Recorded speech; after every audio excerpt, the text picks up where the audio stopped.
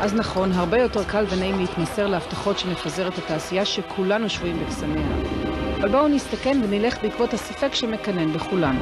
למה הקרמים הללו כל כך יקרים? האם התוצאה שווה את ההשקעה? זה לא מריח טוב. זה חדר הכימיקלי.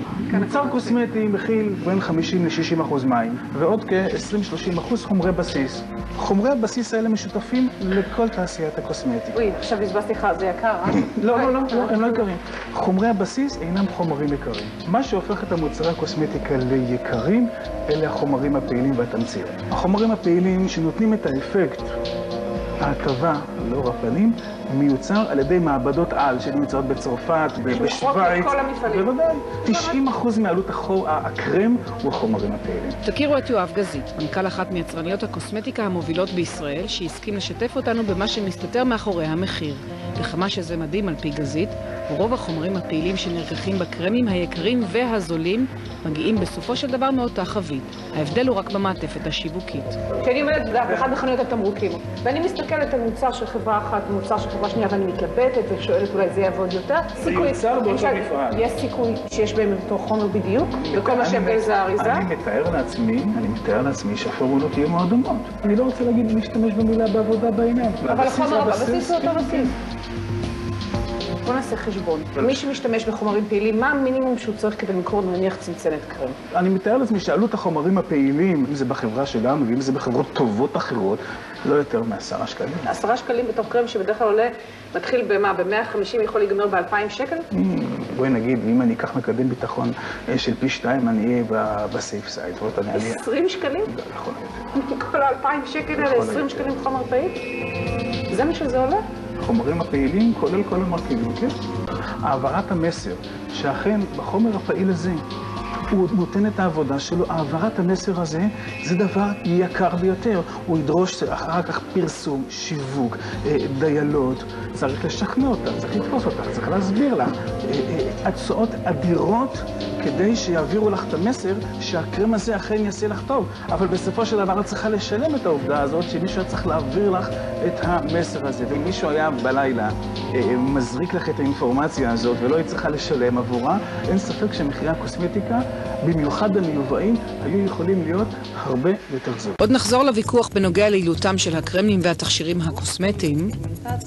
יש פה איזה הבדל? אבל לפני כן בואו נעשה היכרות עם הצד האפל של עולם הקוסמטיקה. חומרים שמהם רוקחים את המוצרים. במקום בסטיארק, להורית 10, קוקואמיד, סודיום כלוריד, EDTA, זה מרכך מים, מה שיש במכונות כניסה. עם זה אני מסירה. עם זה את יכולה להסיר גם את הגריס במנוע. לא, נו באמת. באמת, תנסי. אז זו חברה טובה, זו חברה מאוד מוכרת, לא קניתי סתם. עודד גנין עבד במשך שנים ככימאי בכיר באחת מחברות הקוסמטיקה הגדולות בעולם. היום הוא מייצר קוסמטיקה מחומרים טבעיים, מה שמסביר מדוע שמח לספר לנו על הכימיקלים המסוכנים שניתן למצוא כמעט בכל מוצר קוסמטי על המדף.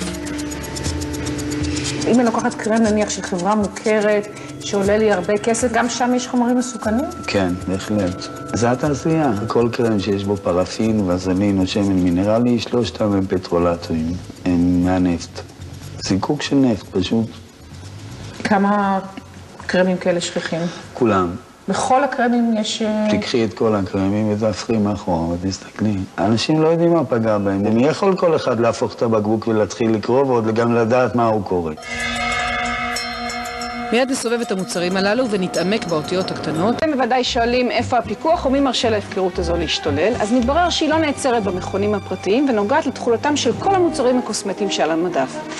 בישראל יש רשימה של 500 חומרים שאסור להכניס למוצרי קוסמטיקה, ועד כמה שזה נשמע מפתיע, משרד הבריאות מסתפק בהתחייבות של החברות המשווקות שהמוצרים שלהם אינם מכילים את אותם חומרים אסורים ולא בודק את הדברים בפועל. ומה שמטריד עוד יותר היא העובדה שבאירופה הרשימה השחורה ארוכה פי 2, שם הוצאו משימוש יותר מ1,000 חומרים לאחר שהתעורר חשד שמסכנים את הבריאות. ומה שמקומם שהבעיה היא לא בחומר שאמור לעשות את העבודה, אלא באותם חומרי ביסום ושימור שמוסיפים לקרם שלנו כדי להאריך את חיי המדף שלו ולשכנע אותנו לרכוש אותו. המשמר במהותו אמור לקטול כל דבר שבסביבה שלו, שלא יתפתח עובש, בקטריות. למה הוא לא בריא לנו? זה התפקיד שלו, לא להיות בריא, לתקוף כל דבר. אז מה הוא עושה לו? עוד פעם גירויים וכל מיני דברים. ואיזה כימיקלים מסוכנים בריח? ציניול, יוגנול, אלדהידים. אתה עובד שם, אתה מכניס את החומרים שאתה יודע שיכולים לגרום למישהו בסוף הדרך, לא רק שלא יעשו לו טוב, אלא גם יכולים לגרום לו נזק. זה בדיבור, זה משהו שעובר בראש כשאתה עובד? גם לא חושבים שזה עושה נזק. אני לא חושב שלאנשים יש את התודעה לזה. אבל אתה כימאי, עובדים איתך כימאים, אתם יודעים מה אתם מכניסים בתוך החומרים האלה? כן, אבל הם לא הולכים לחקור מה עושה החומר הזה, לא. אם תחפשו על גב המוצרים את שמות הכימיקלים עליהם דיבר גנין, תופתעו לגלות שהם לא מופיעים.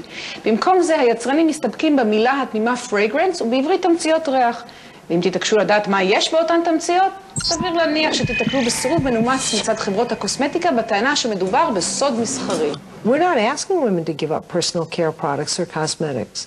There are cosmetics that are safe, that feel good, smell good, look good, and work. We're saying you can have safer cosmetics, just like you can have safer food. כשג'ייני ריזו מדברת על קוסמטיקה בטוחה, היא מכוונת לחזו שעומדת בסטנדרט האירופי. Count how many products you use on an average day. Shampoo, Okay. soap, body lotion, moisturizer, eye cream.